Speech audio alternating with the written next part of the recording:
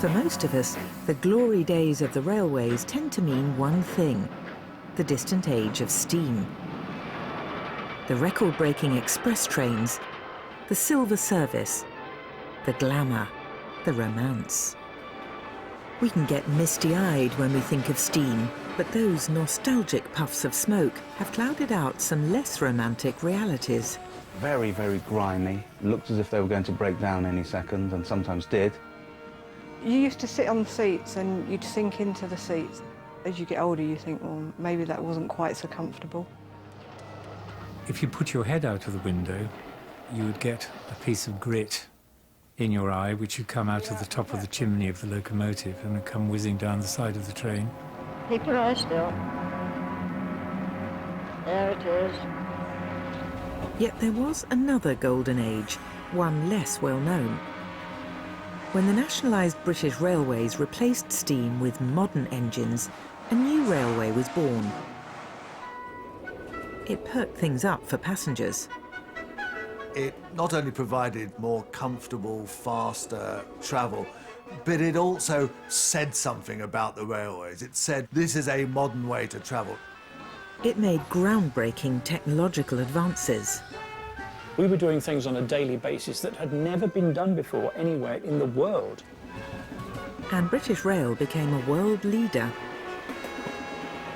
Outside of Japan, it was the most frequent and reliable high-speed line in the Western world.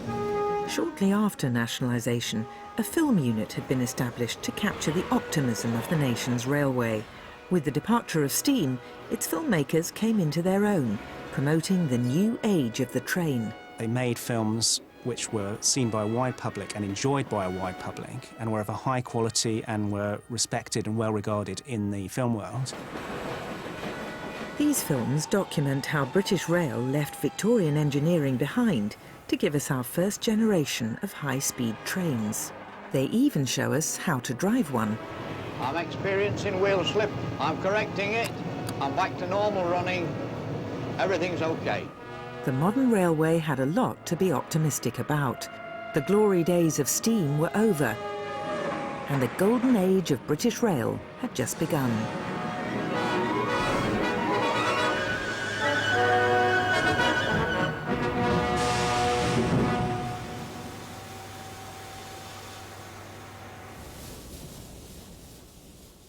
The mid-60s marked a turning point for Britain's nationalised railway. After years of preparation and planning, British Rail was launching a new service between London and Manchester. For the first time, a clean, fast train with all the mod cons would depart at the same times every hour. They branded this new fast service Intercity. It was Birmingham for breakfast, Liverpool by 10, a quick rundown from Manchester, and now we're off again. There's a festival in Edinburgh, a conference in Crewe, a matinee at Stratford. Intercity promised high-speed trains at regular intervals. The first service between London and Manchester slashed an entire hour off journey times. There's an important match this afternoon, 100 miles from here. So take a seat on the midday train and be in time for the start of the game. Good morning.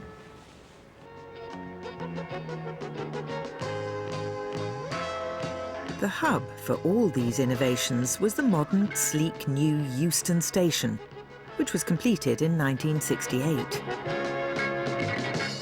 When I first visited the new Euston, I was so pleased to see a brilliant train describer split up very clearly with lit panels, arrivals, departures. You knew exactly where to go. And then beyond the board were the platforms, numbered logically. No problem with dark corridors. You could go exactly to the train you wanted to get. I wonder if there's a little man in there turning it over. It's a big space, lovely clean space. Bags of room to take pictures of people. Actually, all the way around the perimeter is a walkway looking down on Euston, and there's some fantastic, particularly when there's a big crowd. It's very impressive.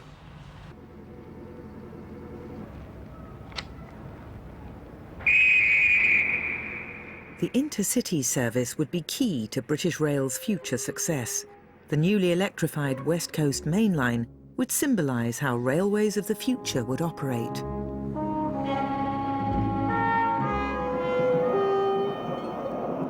Out of the melting pot came a brand new electric railway, using a 25,000-volt supply straight from the national grid. Where traffic was heavy, the system promised great economies, and it had great possibilities for technical development. The London Midland electrification scheme was almost a totemic project for British Rail, and was seen by management as their means of dragging the railway into the 20th or 21st century even. It did result in a massive increase in passenger numbers. Passengers in Preston, Crewe, Stafford doubled in an 8-month period. Still a little further than the pioneering stage in the early 50s, the decision to install it was as far-sighted as some of the great decisions of 100 years before. And it took it until 1974 for full plans to be realised and link up Glasgow to the rest of the West Coast Main Line, resulting in one of the best high-speed railways in the Western world. The new electrified line carried state-of-the-art trains, propelling passengers at unprecedented speed and with many of the trappings of a first-class service, but at an accessible price.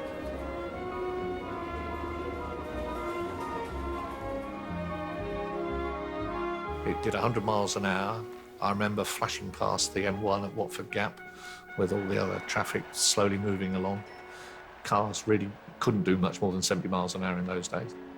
With this bright blue electric locomotive hauling us in front and getting to Manchester in not much more than 2 hours. It's not a lot less than that today, actually.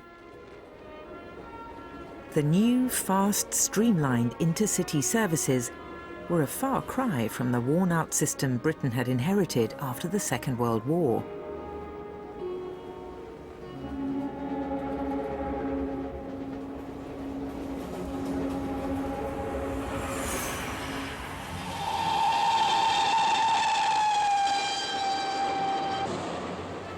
And the railways, what have we got there? Operated for more than 100 years without a break. Feeding a war machine for 6 weary years without adequate renewals and repairs that left them as tired as the rest of us. A wonderful but complicated heritage that could do with a bit of sorting out. The railways were in a desperate state. They had been heavily used in the war and required a large amount of investment. It was felt that only the state would be able to carry that out. In 1947, by Act of Parliament, Britain set up the British Transport Commission. Its task? To make all transport work as one. The Transport Act was revolutionary. The existing railway companies would be nationalised. This new venture was called British Railways. Like many nationalised industries, it established a film unit, British Transport Films. And one of the thoughts they had was that if they've got all this work to do, how are we going to communicate it? One of the people that was a shining light in all that was Edgar Anstey. He worked with John Grierson in the 20s and the 30s, so he was a very, very experienced director-producer. Nothing left BTF without his approval. Broadly speaking, they were focused on 3 main patterns of activity. The first was to promote the use of the transport network initially and latterly just British Rail to its customers, the general public, and hence why so many travelogues were made about various locations around the UK. My doctor once said to me, "There's nothing wrong with you that a blow on the coast won't cure."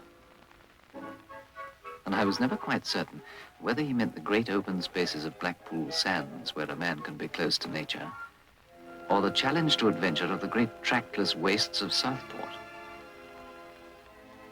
Secondly, the use of film for internal communication purposes, in other words, to update staff on new technology, changes in working practices, training issues, etc. You need a good sense of speed and timing to work this efficiently. Modernisation in railways means looking at all the old jobs and seeing where modern engineering and science can be brought in to give them a new look. And thirdly, to communicate both to the general public and to the staff a general sense of the momentum of investment in and development of British Railways, particularly on the technological side.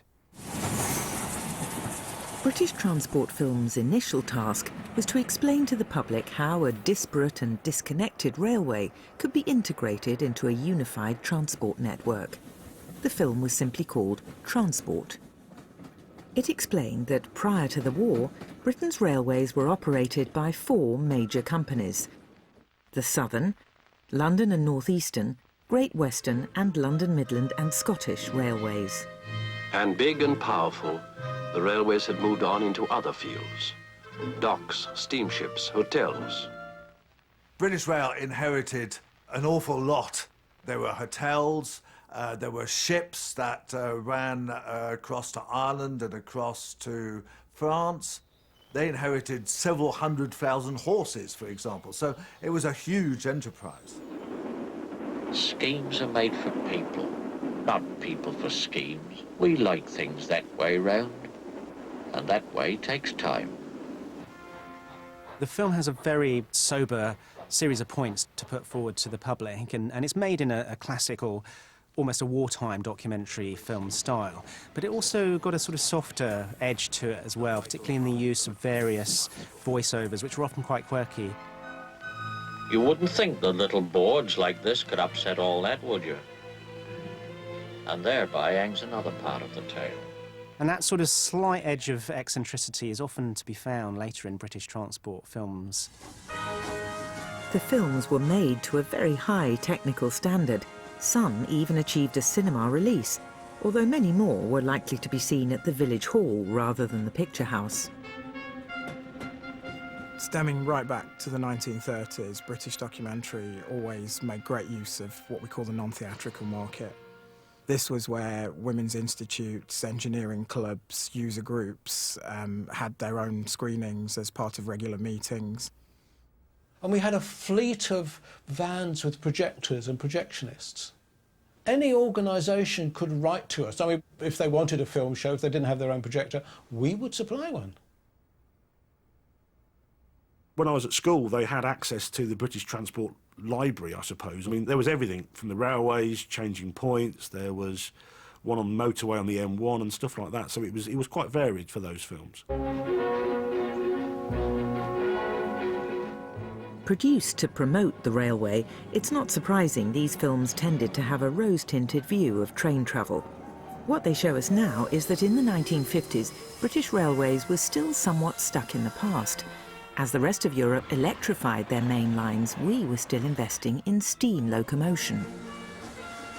Well, basically, the 1950s railway was very similar to the 1890s railway. The engines had got bigger, the trains had got bigger, they went a bit faster, but it was basically still operated in exactly the same manner. Today, steam billows with nostalgic value, but for commuters then, the experience was very different. There seemed to be a layer of dust on everything, on the seats and on the windows that you could barely see out of. These very noisy and very dirty steam engines that seemed to be attached to the front of them. I think I was sort of vaguely repelled by them.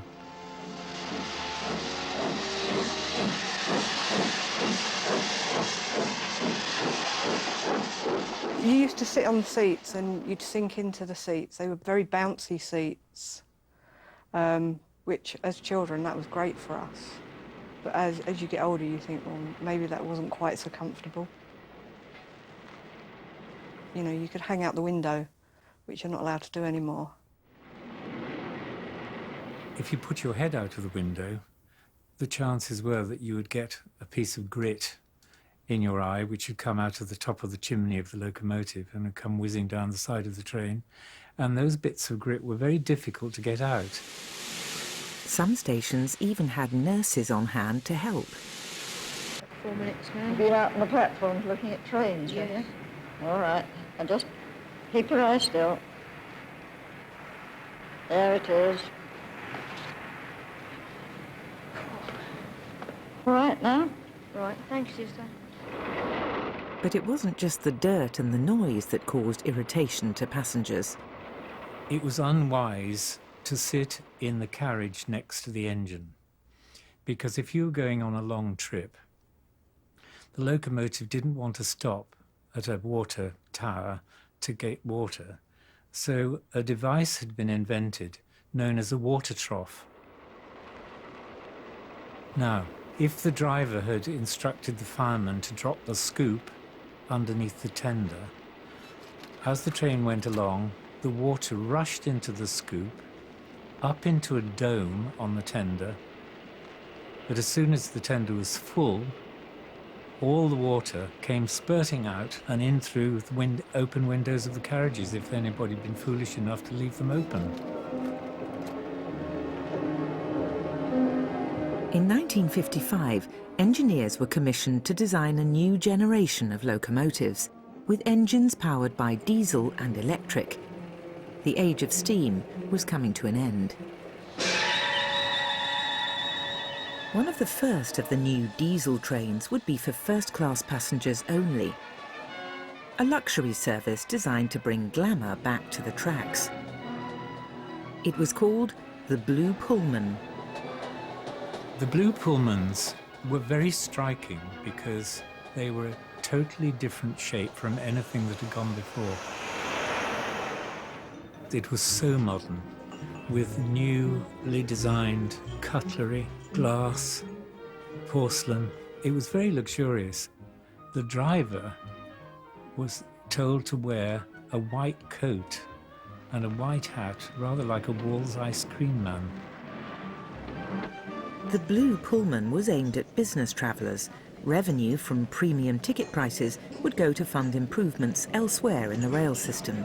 As far as the Blue Pullman was concerned, I was never rich enough to travel on it.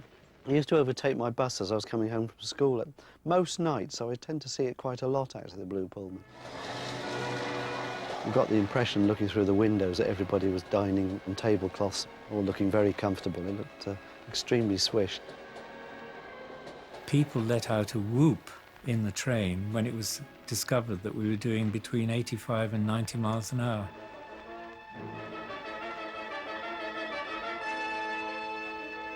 It was the kind of thing you'd expected, certainly at the time, of an airline. And that was the idea of it, was to provide an alternative to the growing domestic air market and also to people who wanted to drive. For most people, everyday rail travel was a world apart from the Blue Pullman experience. In 1961, a film was produced which more accurately depicted the state of the network. Called Terminus, it shows a day in the life of London's busiest station, Waterloo. It was directed by John Schlesinger, and he would go on to become a well-known feature filmmaker associated with the British New Wave. And that sort of comes across in the film.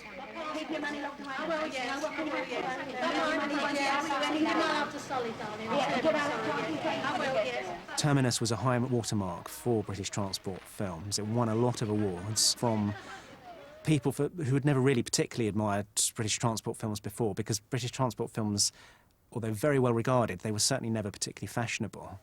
And Terminus feels like a much more contemporary statement about the 1960s.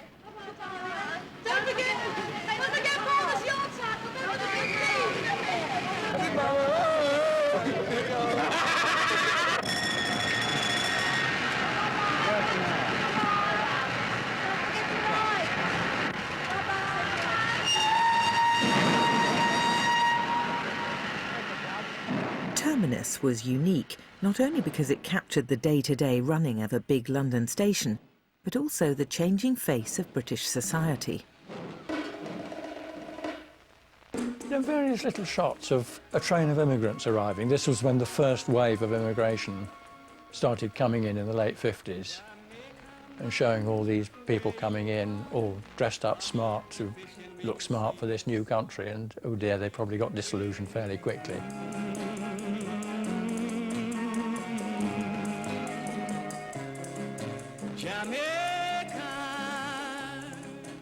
Jamaica mine, Jamaica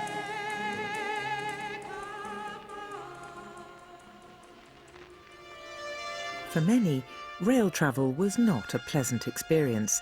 With dilapidated stations and ageing trains, passenger numbers were down. Car ownership was also on the increase. The railways were under serious threat.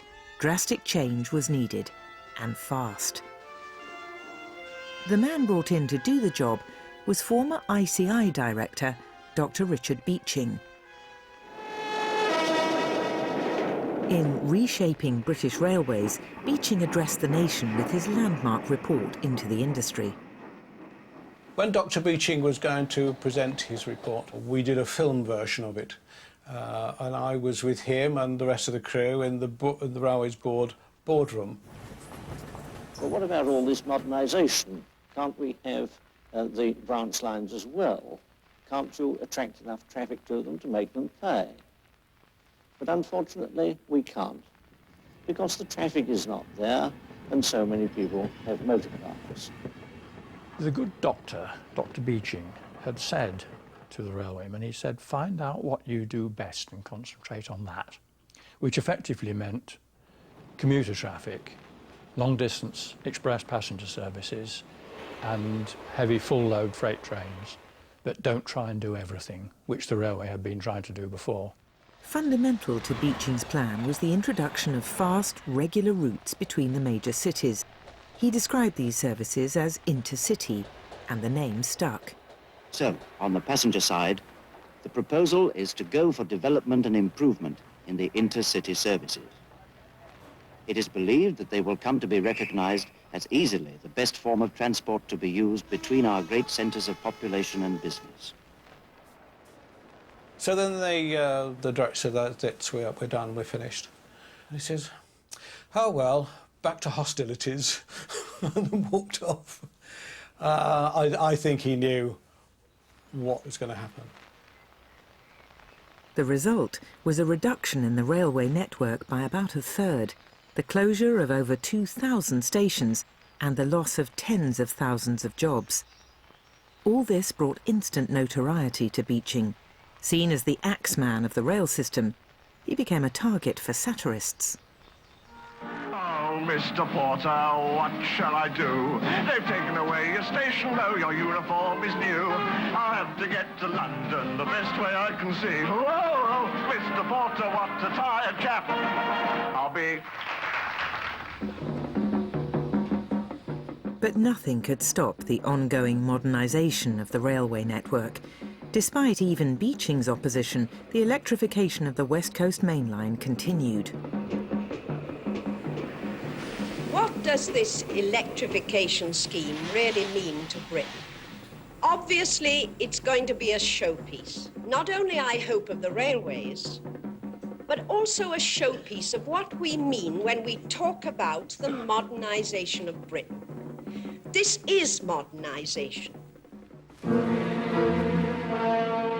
A modern railway required modern stations, and the jewel in the crown of the modernisation programme would be Euston.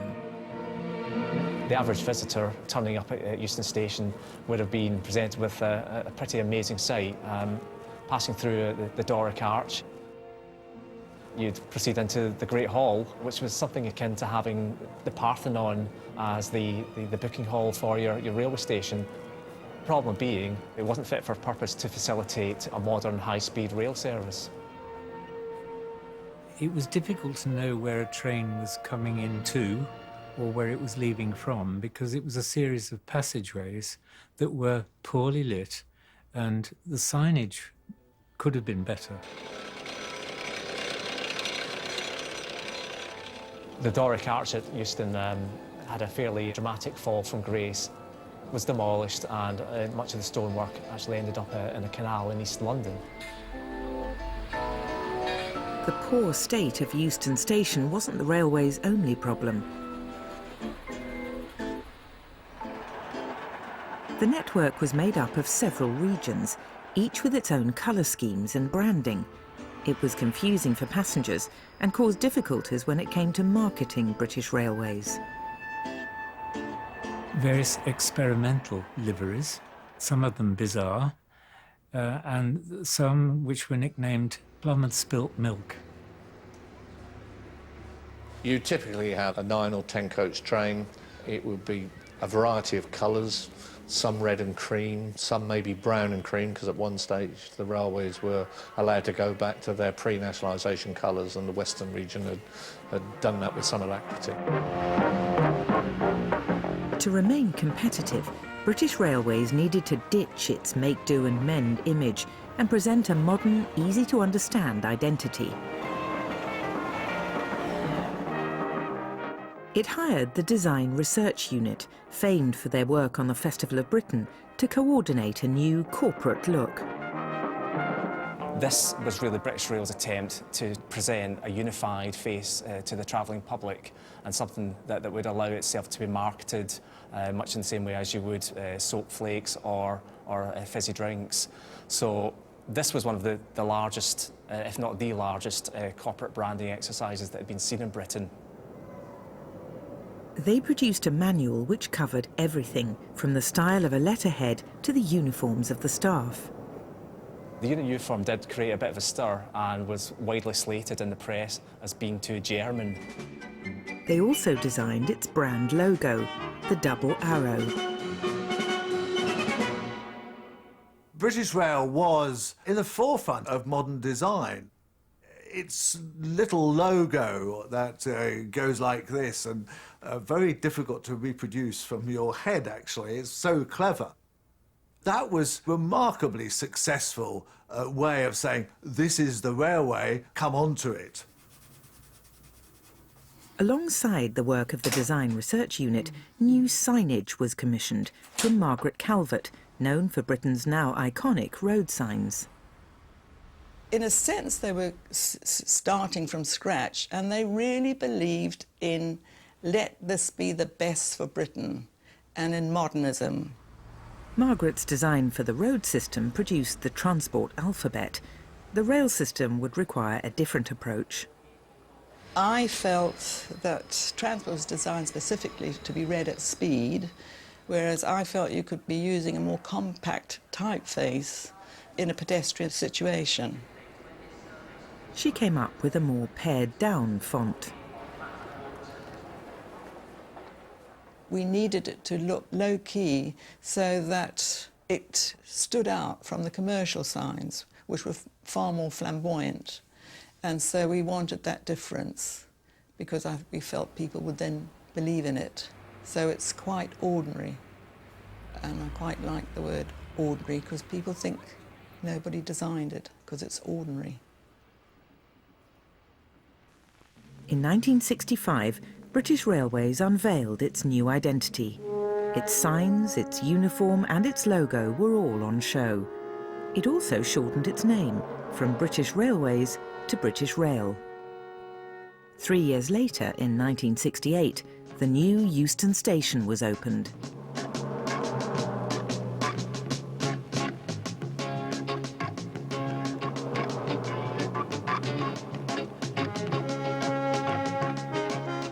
To some extent, Euston and Birmingham Euston were an answer to airline terminals. You know, I think that's the reason why Euston had virtually no seating for any passengers, because they were seen as a kind of throughput, just to go through in the same way that you go through an airline terminal. Euston was only one of many stations that were completely revamped. Some were designed to encourage the motorist back onto the railway. At Pudsey, on the eastern region, they've evolved the idea of a car park with a station attached. It's situated at the converging point of several main roads and a ring road, and is in fact a station for motorists. Others aimed to make intercity travel more pleasurable and become places to dine and have a drink. Not many people think of stations as places to relax in. Now some in Britain begin to qualify as meeting and resting places like those of a few continental cities. The tourist restaurant at Birmingham New Street, from its carpeted floor to its ceiling alcoves over each table, is modern in design and layout. The result is an imaginative change from a forbidding tradition.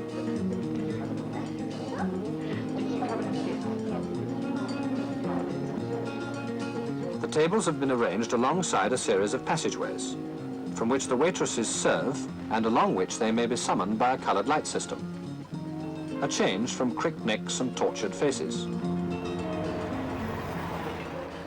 There was a burgeoning social movement of increased freedom, social mobility. Society was opening up, and I suppose British Rail really just tuned into that, and they provided the necessary social mobility in terms of a high-speed electrified railway for kids, essentially, to travel between Manchester, Liverpool, London, and to actually get involved in that exploding culture that was happening at the time. The new British Rail would be clean, fast and easy to use, the smoke and soot of steam soon becoming a quaint novelty.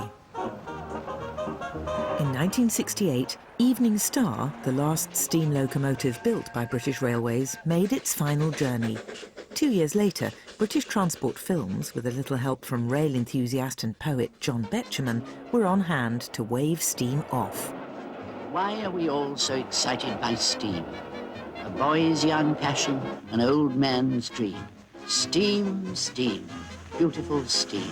We won't be so sorry to part with the lorry as now when we're parting with steam. Quick, out with your vest pocket Kodak, on with your long focus lens. Despite the nostalgia, many passengers were glad to see the back of steam. There had to be a last steam engine, and Evening Star was the last steam engine. Now we could all move on and look forward to what was coming in the future. It was very much moving from the old system to modernity, and modernity in those days was everything. A lot less nostalgia.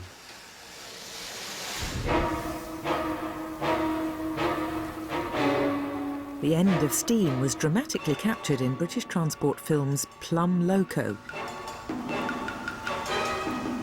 which shows locomotives being cut up, melted down and remade into wires.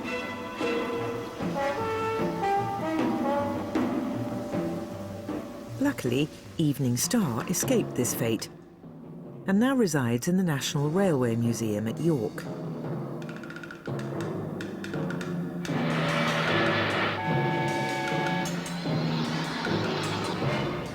British Rail had moved on. Although it continued to lose money, its passenger numbers were increasing. And with even faster trains on its network, the future looked bright.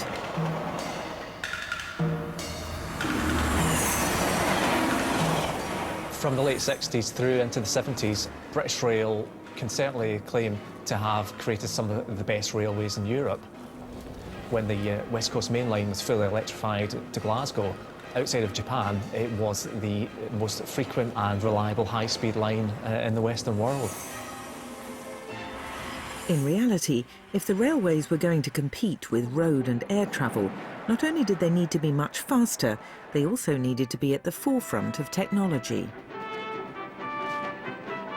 For British Rail, the 1970s would be a decade characterised by the development of two high-tech trains. One would make British Rail more popular than ever. The other would promise to revolutionise the entire future of rail travel. We started to hear about a train that would tilt, and this would enable it to go on the West Coast Main Line at far higher speeds. As British Rail was competing against cars and planes, it looked to those industries for inspiration and new ideas, much to the surprise of dyed-in-the-wool railwaymen. The APT, or Advanced Passenger Train, would be built by engineers recruited from aviation and the motor industry. Oh, I am an aeronautical engineer. Well, I worked on blue steel, which was the deterrent for the Vulcan, like a cruise missile. I was highly qualified because I knew nothing at all about the subject. British Transport Films captured in detail the development of the APT, a train that could run at 155 miles an hour on existing track. A train that could take curves up to 50% faster than present-day trains. A requirement that called for new studies of wheel-on-rail behaviour. A train that would always give passengers a comfortable ride, especially when running through curves at high speed.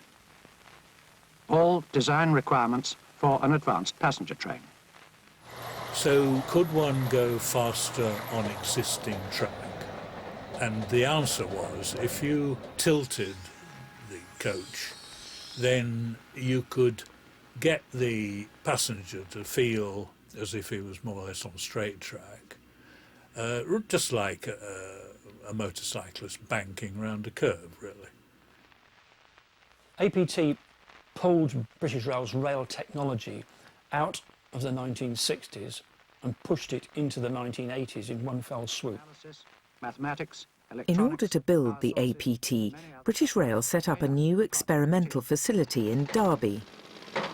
Soon, a new advanced projects laboratory was taking shape at Derby. Here, there would be some of the most powerful test rigs and accurate measuring instruments available to any railway in the world. Derby, famed for its technical advances, became the centre of rail research. Derby Tech was a series of buildings with just oscilloscopes and computers, and they were all doing something new. We were doing things on a daily basis that had never been done before anywhere in the world. Some of the work, just in my own particular field, and incredibly boring to a non-technical person, was discovering how dirt works in hydraulic oil. I mean, people think, is that really important? Actually, yes, it is. Although the advanced passenger train captured the nation's imagination, its development was taking longer than expected. Having initially been overlooked, BR Engineering now brought their own high-speed offer to the table, called the HST, or High-Speed Train. The HST was conceived as a low-risk alternative to APT, employing conventional technology, but with a maximum speed of 125 miles an hour. The HST was developed by the Chief Mechanical and Electrical Engineers Department. They called themselves the Real Railway, whereas we in the Advanced Projects Division were seen as those upstarts from the motor industry and the aviation industry. To say there was not a lot of love lost between us was a very true statement.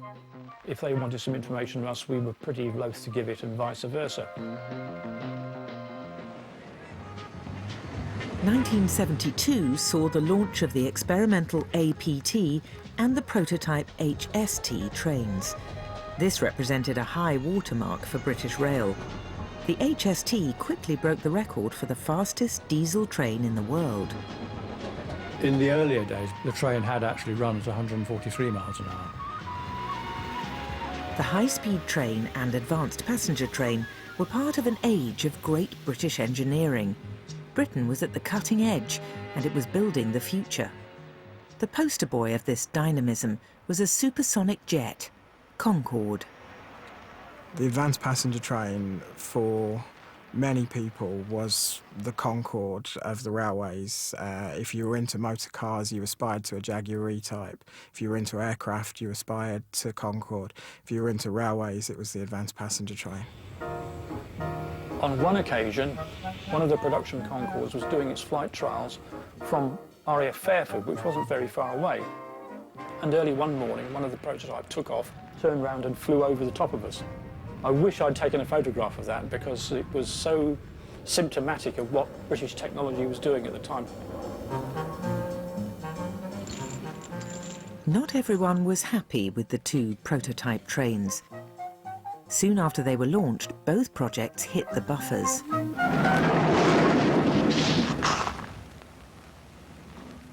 Built like an aeroplane and able to cruise at over 150 miles an hour, the supertrain was shown off for the first time some 5 months ago. Since then, it hasn't moved from the sidings at Derby. ASLEF men have refused to drive it because, their union says, British Rail won't agree to higher pay for drivers. We had put the driver's seat in the middle of the cab. ASLEF objected to this because they were insisting on 2 drivers in every train.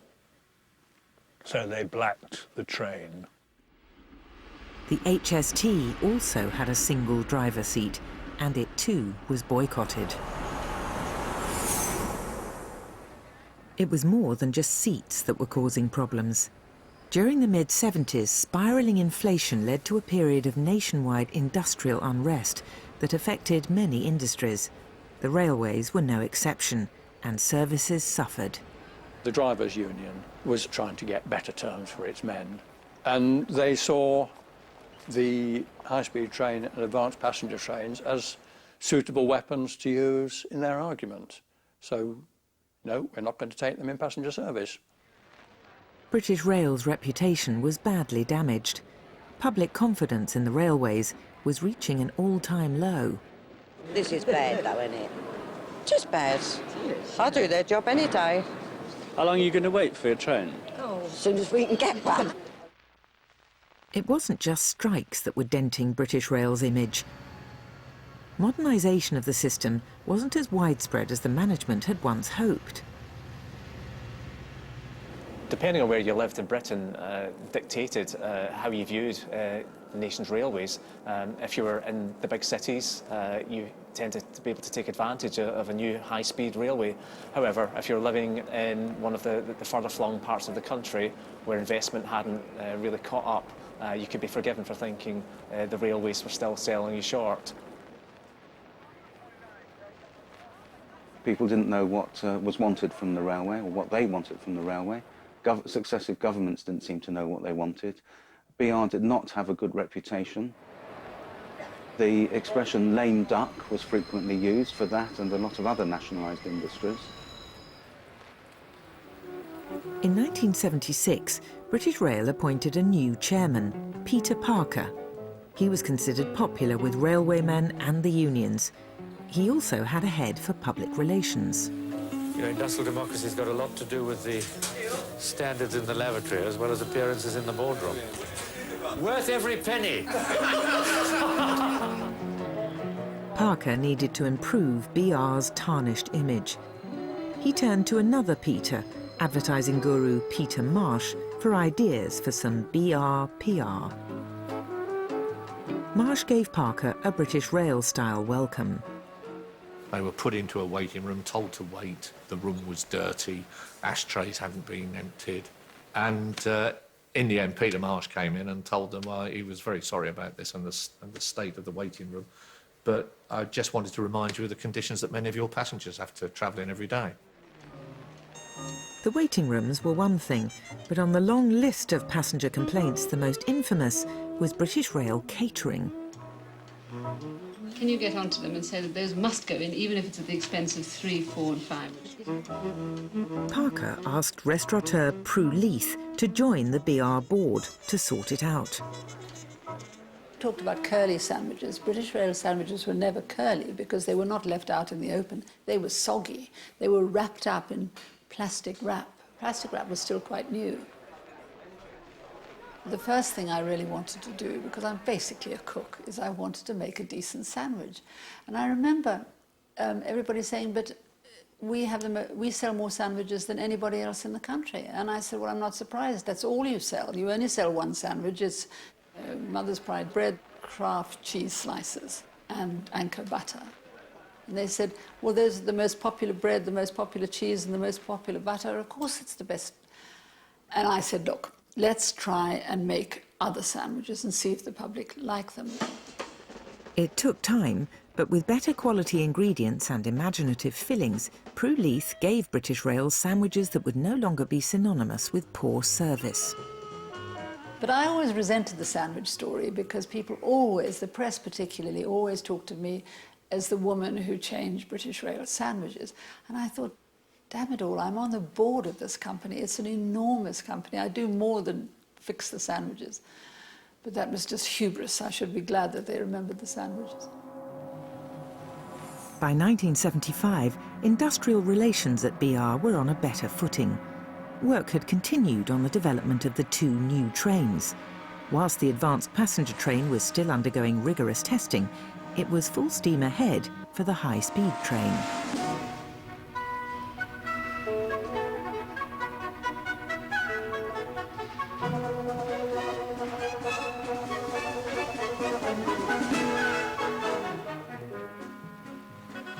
Working with the unions, the HST power car had been redesigned by Kenneth Grange to accommodate 2 drivers.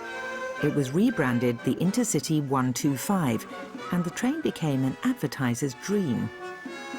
It had a really strong brand image. So the nose cone, which I think is one of the great industrial icons, if you like, of the 1970s, the Intercity 125 nose cone.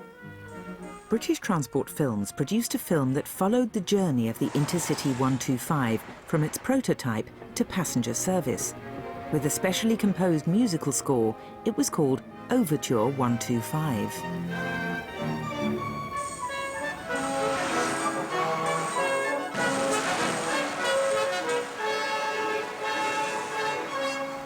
The filmmaking is really underscoring and expressing the type of corporate self-image that British Rail was maybe wanting to project. It isn't this huge lumbering empire necessarily. It's cutting edge, it's efficient, it's fast, but it's also really pleasant. It's really good at what it does. On the inaugural passenger journey from Paddington to Bristol, it arrived 3 minutes early and was an instant hit. And they started to be introduced between Edinburgh and King's Cross, Paddington and Bristol and the West Country, and the people, the passengers, took to them immediately. British Rail's new express is wooing passengers with high-speed technology outside and in. Automatic doors became immediately popular today. Good morning, ladies and gentlemen. There's air conditioning, double glazing, and even second class gets wall-to-wall carpets. And in the bar they serve draft beer, the only train in Britain that does. Rail officials are hoping this train will win the passengers. My first trip on a 125 was when we went from King's Cross to York, and being the journalists that we were, we'd all piled into the buffet car, because in those days they served whitbread tankard in draft. So we'd all got pints of whitbread tankard on the bar, and they put the brakes on to do an emergency stop at 125 miles an hour to a stop. And it did, and not a drop of beer was spilled.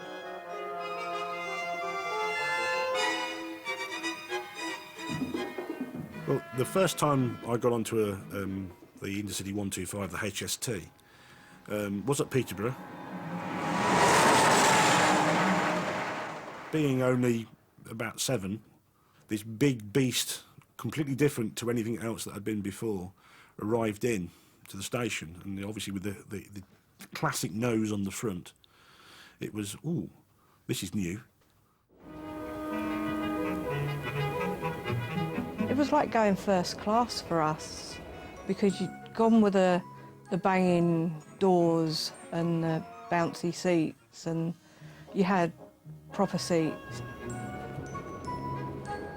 It felt a lot more comfortable, and I do remember sitting there because all of you had an armrest, which was unusual, and you could sit in this big comfy chair with a table, and it was luxurious, cool, absolutely wonderful.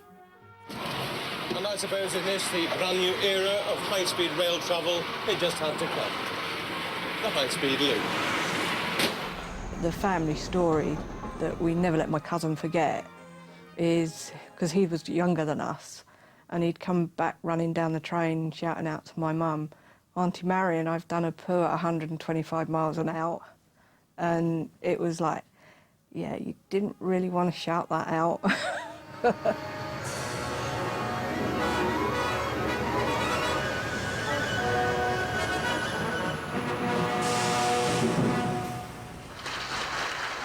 BR had given Britain record-breaking high-speed trains at a price that most could afford. Passenger numbers rose dramatically. On top of this, a study in 1981 by Leeds University found that not only was it the cheapest, but after Sweden, British Rail was the second most efficient railway in Europe. BR was getting it right, it seemed. The 1980s really did look like being the age of the train. And the advanced passenger train was yet to come. What I was aware of at the time, perhaps there was an impatience with the slow development of the APT. And Intercity 125, or the high-speed train, was really only ever meant as a stopgap. Having undergone several more years in development, 1981 saw the APT make its first trip. And with the success of the Intercity 125, British Rail's public image had never been better. The central station in Glasgow this morning before 7. 250 passengers, mainly railway enthusiasts and journalists, board a shortened experimental prototype APT, British Rail's cut-price answer to France's new high-speed train. Of course, 6:30 in December, it was pitch black. Because they were using the tilt system all the way out of the station, and for the next 20 or 30 miles to the south, it was as if somebody had straightened the track out. You couldn't tell when you were going around a curve at all. And I was so impressed. The guys had done a really good job, and it was just like travelling in a straight line. And by daylight, it's well past Carlisle and Penrith, over Shap's Summit, and down the Loon Valley. The fast and smooth acceleration, the revolutionary suspension, the lightweight construction, aerodynamic shape, give little sensation of speed. However, we got a bit further south when the sun started to come up, and you could see the horizon going up and down as the train was tilting, going into corners. And at that point, a lot of the people started to get, quote, tilt sick, unquote. It was significant that the greater majority of the passengers who were suffering from tilt sickness were the media representatives who the previous night had been in the bar in the hotel being entertained by British Rail. So you can draw your own conclusions from that. But the train did very, very well. And that first southbound run down to Euston was fault-free. Because it runs on conventional track, it hasn't needed the £850 million spent by the French on their high-speed train track. Even so, the APT has taken 13 years to get from the drawing board to Euston Station, largely because only £37 million has been spent on it. The train earned the reputation for tilt-induced nausea, but that was the least of British Rail's worries. 2 days after its initial journey, the train broke down.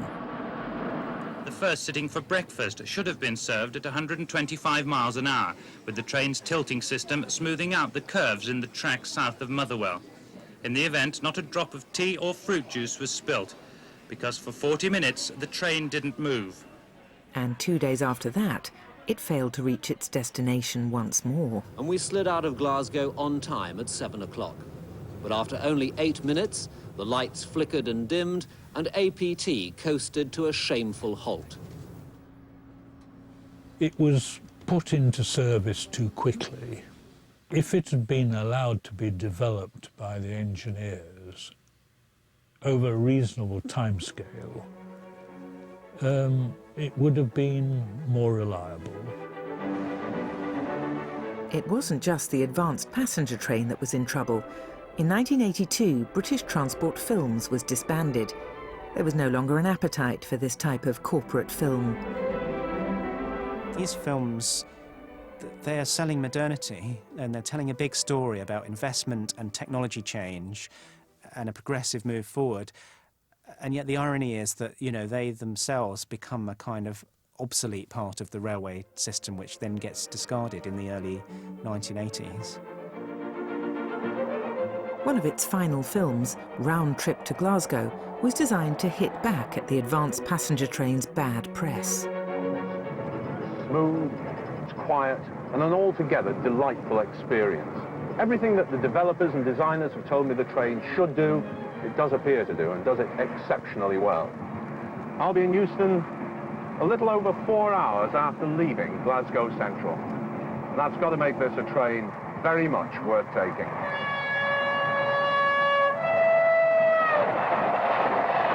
Whilst Peter Purvis did his best to sell the new train, the bad press meant passengers were less enthusiastic. Only 3 trains were manufactured, and in 1984 the entire project was scrapped. It was rather sad to see the pictures in the papers of the trains being scrapped. And there certainly was a feeling that, why did I waste my time doing all that?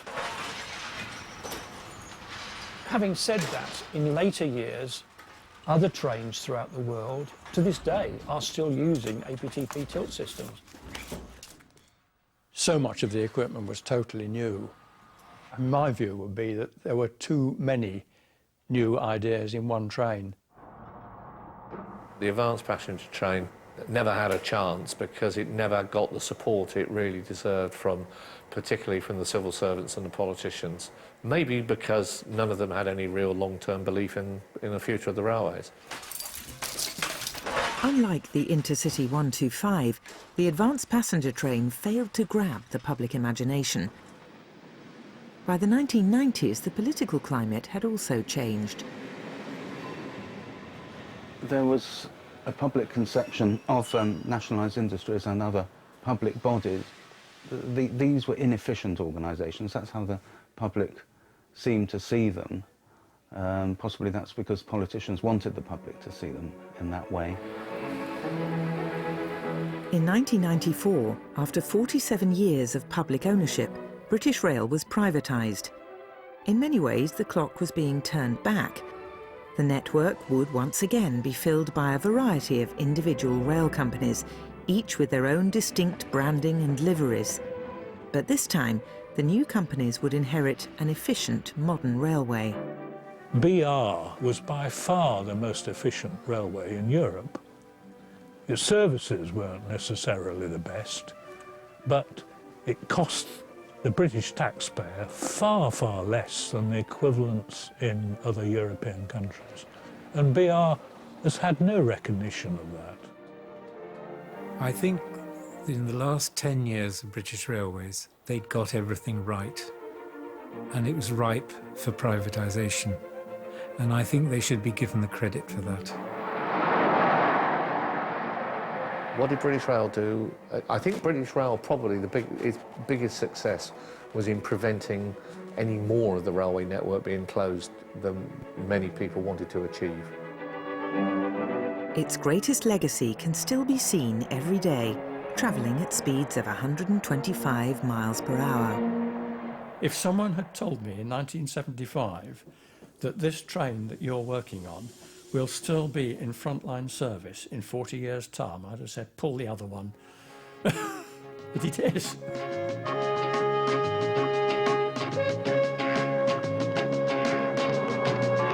On BBC Two now, the second phase of the Battle of the Somme, seen from both sides of the wire with historian Peter Barton. Here on BBC Four, the life of a comedy genius next, told by the people who knew him best, the late great Norman Wisdom, and his story coming up.